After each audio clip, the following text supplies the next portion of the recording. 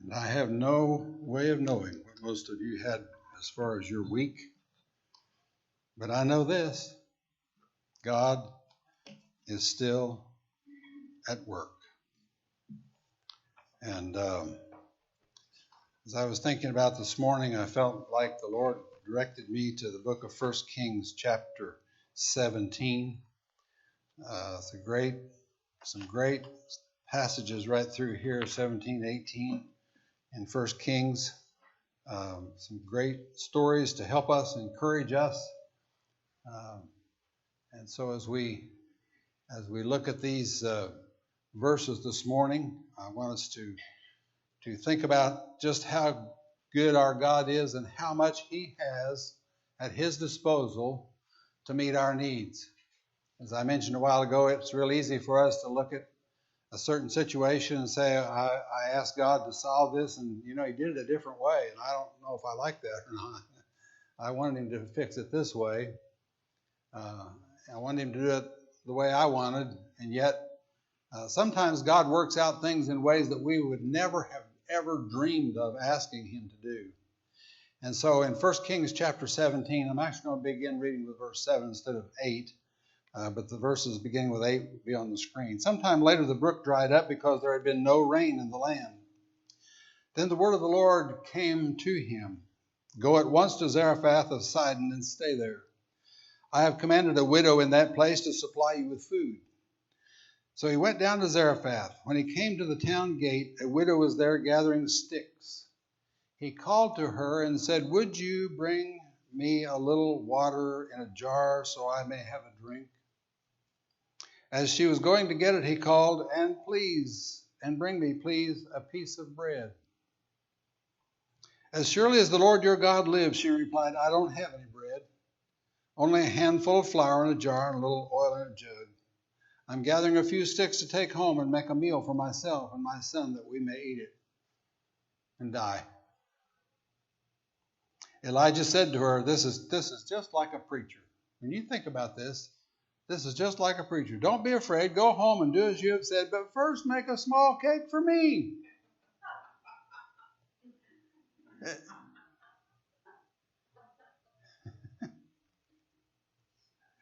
Make a small cake of bread for me from what you have and bring it to me, and then make something for you and your son.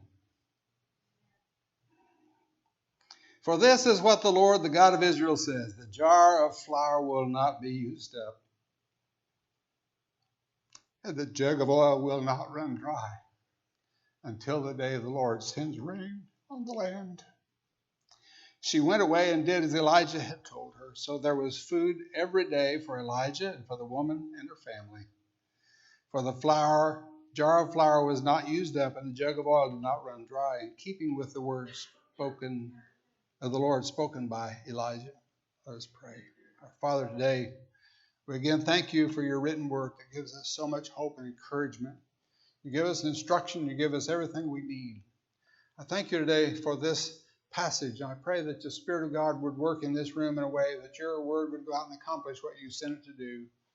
Give us everything we need in these moments as a speaker and as listeners. May the gospel the truth be communicated in a way that will bring glory and honor to your name. I pray this in Jesus' strong name. Amen. Never forget where you are. Never forget that God knows where you are, and that He will meet your needs if you obey Him. I don't know how many times I have seen people get mad at God because He didn't meet their needs and they were out doing whatever they wanted to do instead of what God asked them to do. Probably all of us have been guilty of that, at least at some extent in some portion of our life. And so we just need to always remember that if we'll do what God wants us to do, He is going to supply our needs. So we need to look back at God's ability, look at His ability and His power instead of our own. And so many times in our lives, I think we find ourselves, whether it's financial, relationships, whatever it is, we look at our resources and we say, I have this much money in the bank. I have these skills to fix this relationship. I have this. So how am I going to do? Because I don't have enough money in the bank to solve this problem. I don't have the skills that it takes to fix this relationship. I don't have all those things. how in the world am I going to do this? And we just need to always remember that God has the power if we'll trust Him with it. And one of our big struggles is that I want to trust Him with it until He doesn't do it as fast or the way I want Him to, and then I want to fix it myself. And then I get into a problem and I don't understand why is God not doing what I ask Him to do? Maybe it's because I interfered with what He had planned. Maybe He was going to do something really amazing and I got my hand in the middle of it and messed it up. And so no matter how large your need looks, God has more than enough to meet it. God has more than enough to meet it. 3 years ago, I had preached my first Sunday here. We were probably on a Wednesday night service by now, 3 years ago. And the big elephant in the room in this church was, and had been for a while, there's a need for a new roof. We don't have what it takes. God demonstrated that He could provide those things, maybe in ways that we wouldn't have thought of. Maybe it didn't all come out of my checking account or all out of your account, but God supplies needs, and He continues to do that even today. And He does that in each one of our lives if we put our trust in Him. So as we look at this passage this morning, first of all, verses 8 through 11, we see that God had a plan that depended on obedience. Can you imagine that? God was going to take care of His prophet. God said, I've got a plan. I've got it all worked out. He said, you don't have to worry about anything. You don't have to do anything. I'm going to take care of it. That's not what He said. He said, I'm going to take care of you, and here's what you have to do so I can take care of you.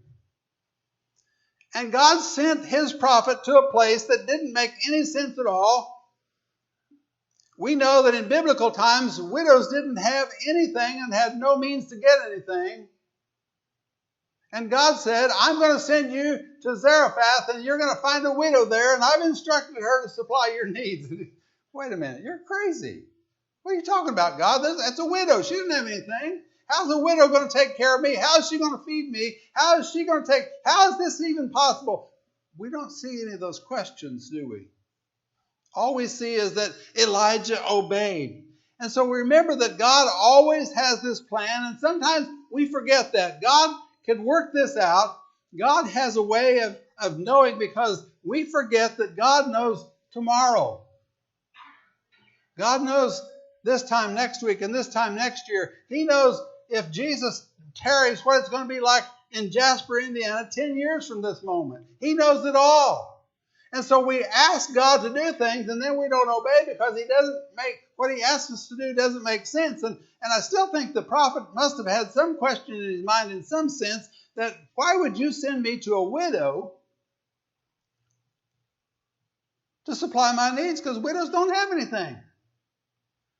Widows in those days sometimes sold their children so they could have money to buy food. And God said, I want you to go, and there's a widow there, and I've instructed her.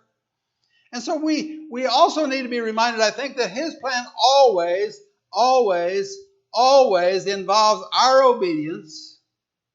We must do what He has said we are supposed to do. And so if God tells us to put some money in the offering plate, there goes the preacher again. It always has to come up, right? But we're supposed to obey. We've all heard those stories about someone who God said, I want you to put $50 in the plate. And He said, but God, that's all I've got. And I've got 3 kids at home, and I got to buy groceries. And God said, put it in. They put it in. And guess what? There was a way to buy groceries, and the kids had the food, and everything was taken care of because they obeyed. And so the prophet went and did what God told him to do. And because he obeyed, he was able to go there. And because this widow obeyed, all of their needs were met. You think about, we focus sometimes on the prophet. We say, well, Elijah went there and this widow supplied his needs. But you have to always remember, when you go to the very beginning of this story of his time there, as the widow was out gathering a few sticks so she could make a fire to make a small cake for her and her son so they could eat their last meal and starve to death. So we look at circumstances and we say, well, this needs to be done, but God can't use that. How would he ever work through that person? How would he work through that circumstance? How can God do that? Well, I want to tell you something. God can do amazing things when his people obey him. And he won't if we don't. Very plain and simple. And I've gotten very dependent on this thing right here. And every time we go to Texas, we know how to drive from our driveway all the way into Texas. We don't have to look at a map. We don't have to ask any directions. We just know how we're going to go and get there. But when we get within a few miles of where we need to get off Interstate 30 to go to Wiley, we always get out the map. And the interesting thing about that is that map doesn't take us the same way every time, but we always end up on 507 Fairway Lane.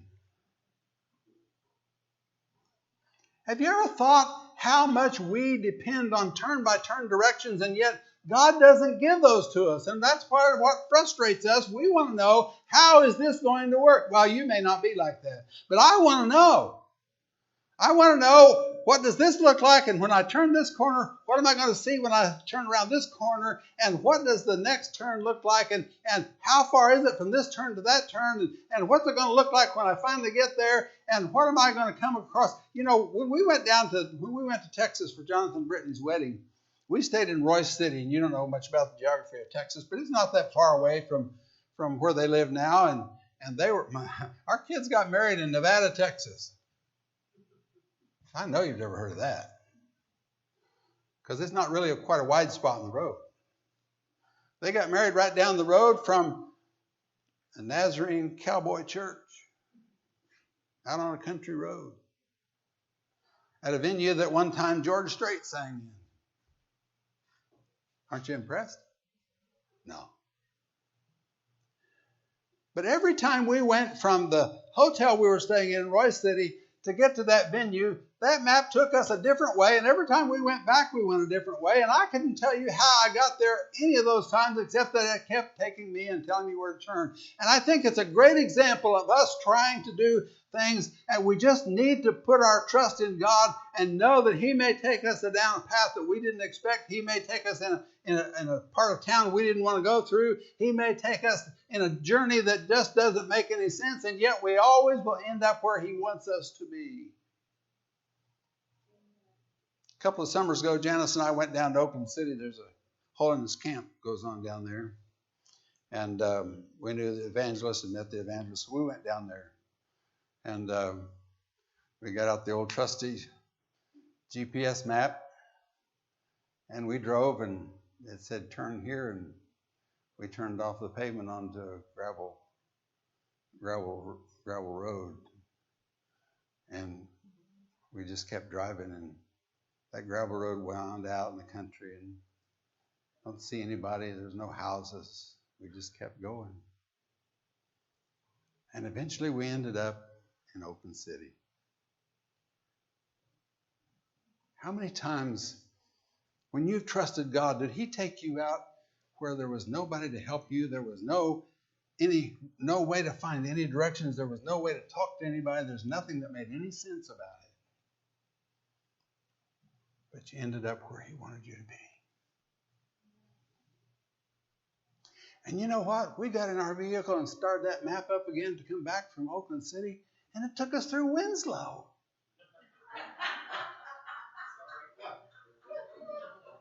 But it wasn't gravel roads, it was paved.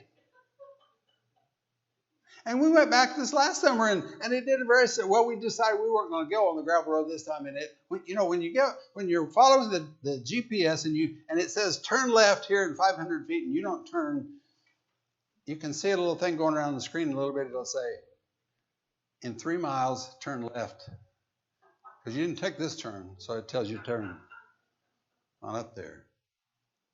But I'm convinced that God has a plan. If we'll obey him, he may take us through paths we never dreamed we'd ever go through.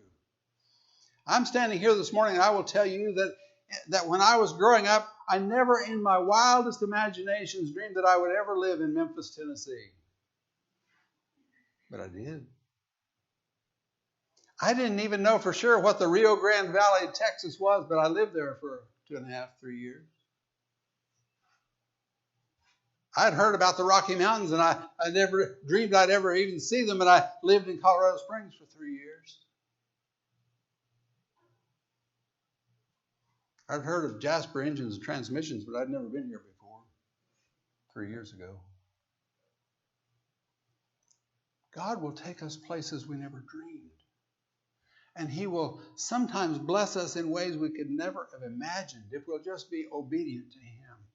And so God had a plan that depended on obedience. The second thing we see in verse 12, the widow saw only what she had, not what God could do. Unlike us,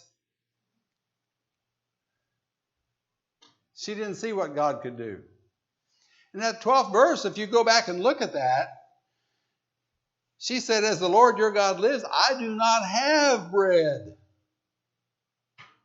He said, bring me a piece of bread. I don't have any.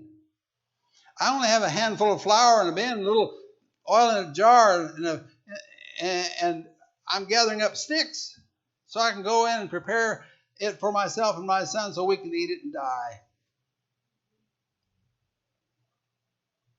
So many times in this life, we get discouraged because all we can see is what we have in our hands.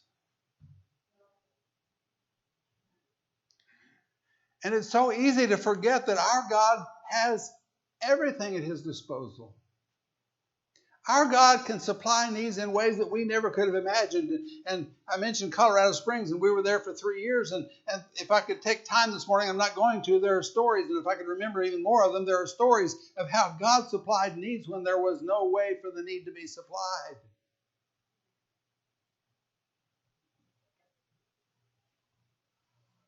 Because when you're driving a pretty new car, and you arrive at your destination over 1,000 miles from home, the rods are knocking in it. And the warranty's out.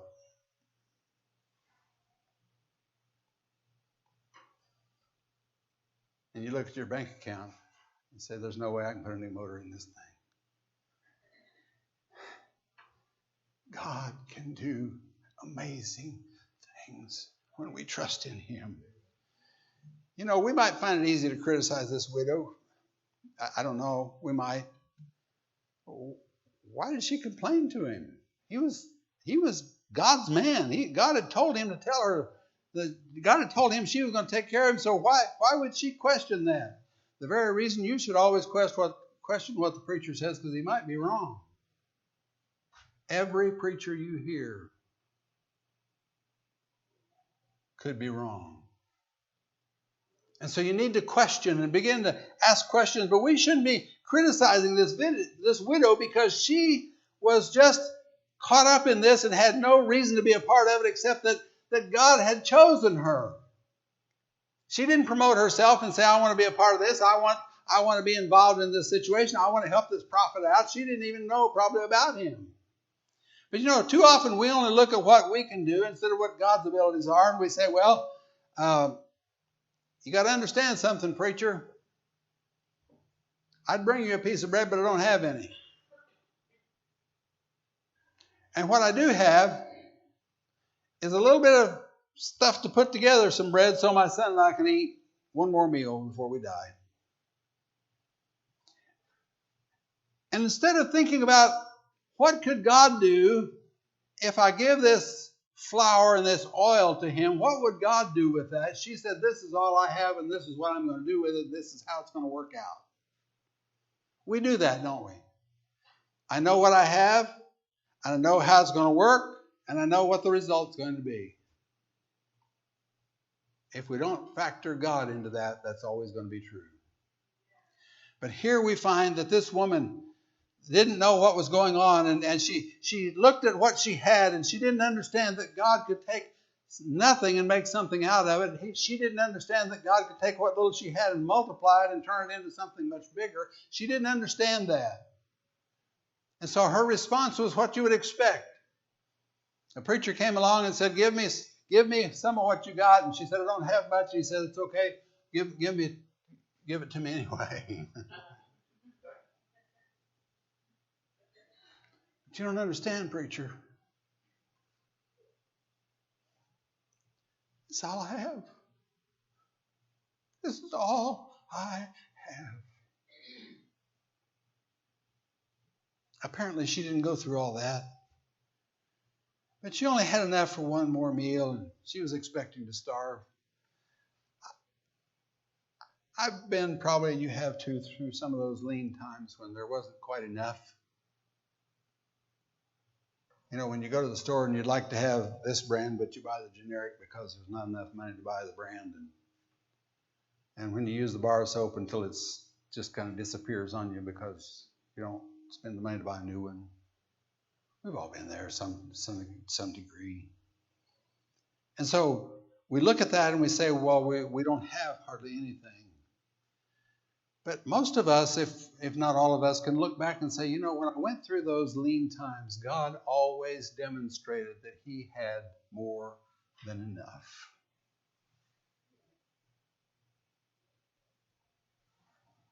And God will always meet our needs if we'll trust in Him instead of trying to do it all on our own.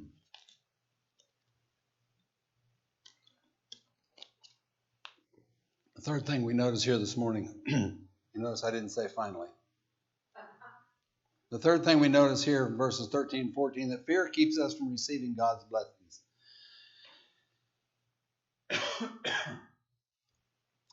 How many times have we become fearful about our circumstances and failed to trust God for an outcome that's pleasing in His sight? And He didn't bless us because He couldn't.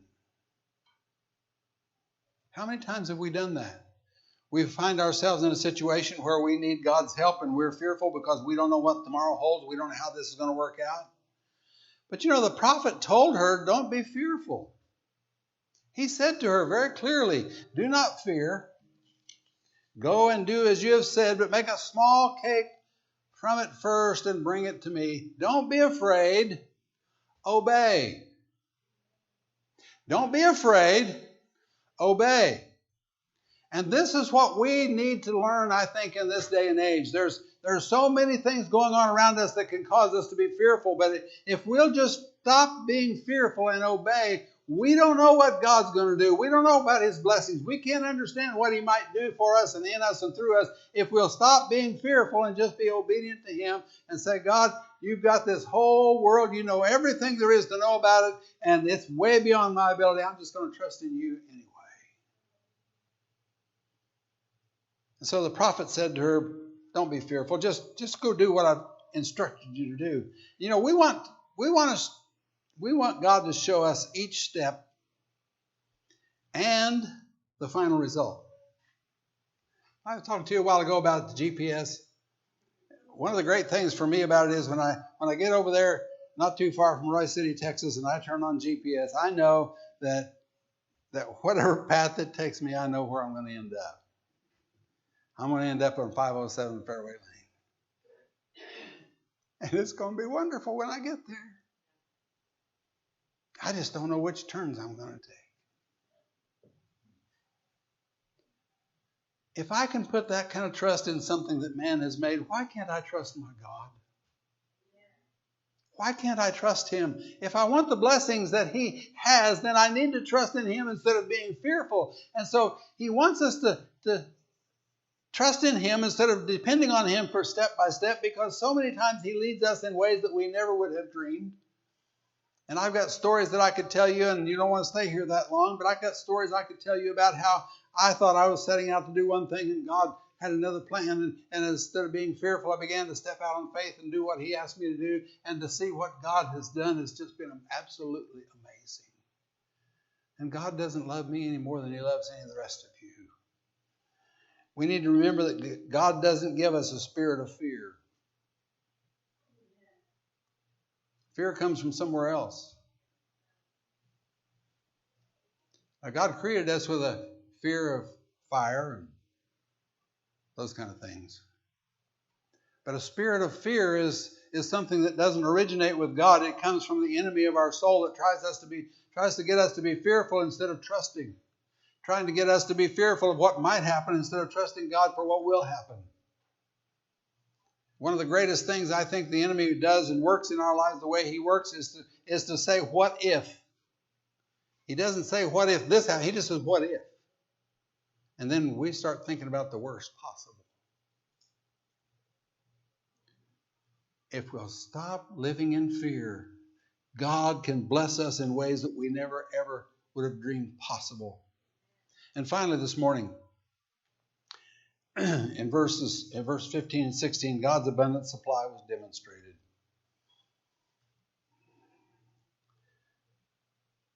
I think so many times about Uncle Buddy, and I never heard Uncle Buddy preach.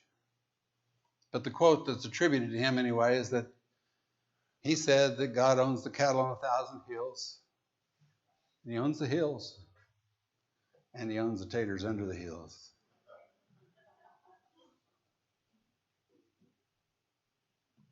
Why can't I trust him? He has demonstrated in my life over and over and over again. He demonstrated this passage. He has an abundant supply. He can take care of whatever the needs are. And he doesn't always give us, I think part of our thing, if we were in the situation Elijah was in, we'd like to be able to walk in and say, well, see, now God has filled up all your pantry and we're going to be okay. That's not what happened. She was still getting flour out of the same jar and still getting oil out of the same jug. The thing of it was, it just never ran out.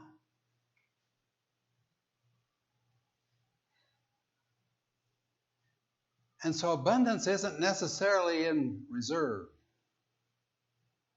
We think of abundance as having extra money in the bank. We think about abundance as having plenty of groceries in the cupboards.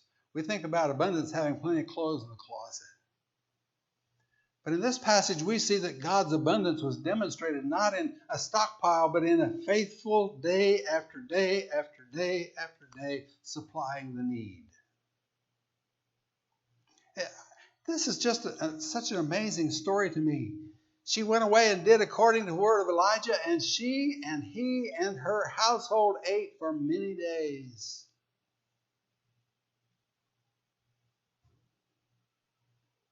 It would have been a miracle in my mind if God supplied one meal for all of them. Say, wow, look at this. Well, reality, that's what he did. And then he supplied another one. And then he supplied another one. And then he supplied another one. And then he supplied another one. And then he just kept doing it. Our God knows what we need. No one went hungry, even though she expected to starve to death. No one went hungry. Everyone had something to eat. They didn't have everything they wanted, probably.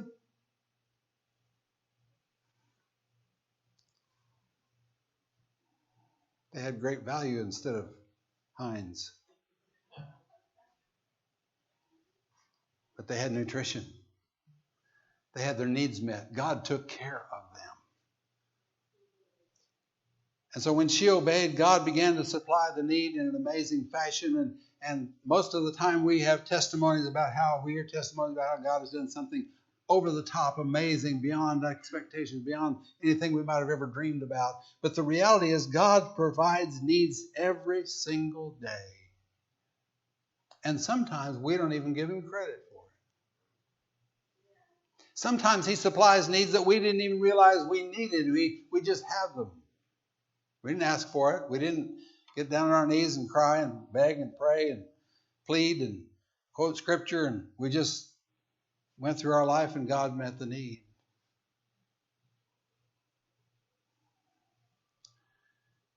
And so in this circumstance, God provided a never-ending supply of food, not only for the widow and her family, but for the prophet as well. I think there's a great lesson for us today, is that our God knows exactly what we need, and he has promised to meet those needs if we do our part. And so I'm one of those people that does not believe that God is going to supply my needs if I continue to waste. I just don't believe he will. I believe I need to use some wisdom, some what we call common sense that isn't so common. And God has the ability, and we've seen it in this passage, and many of us have seen it in our lives in other times, and we easily forget what God has done in days gone by.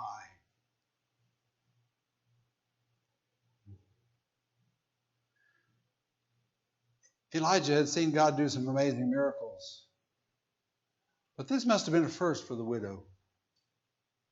She was just going about her life, expecting to die in a few days. And in the midst of that, God intervened and abundantly met not only her need, but the need of the prophet. And so as we come to a close here this morning, if we want God to supply our needs, it's going to require that we be willing to obey Him in whatever He says for us to do. I often think about the marriage at Cana of Galilee, and when they came to Jesus and said, they run out of wine, and He said, what does that have to do with me? And His mother said, whatever He says to you, do it. I say to you this morning, whatever God says to you, do it. What He says to you may not be a big blessing for you, but it may be for someone else if we'll just obey. And so instead of looking at what we know we can do, let's trust that God can and will do what needs to be done. We have needs on our prayer list that are so large there's no way we can get our brain around them. But we serve an amazing God. He is not limited in any way except by our willingness to obey.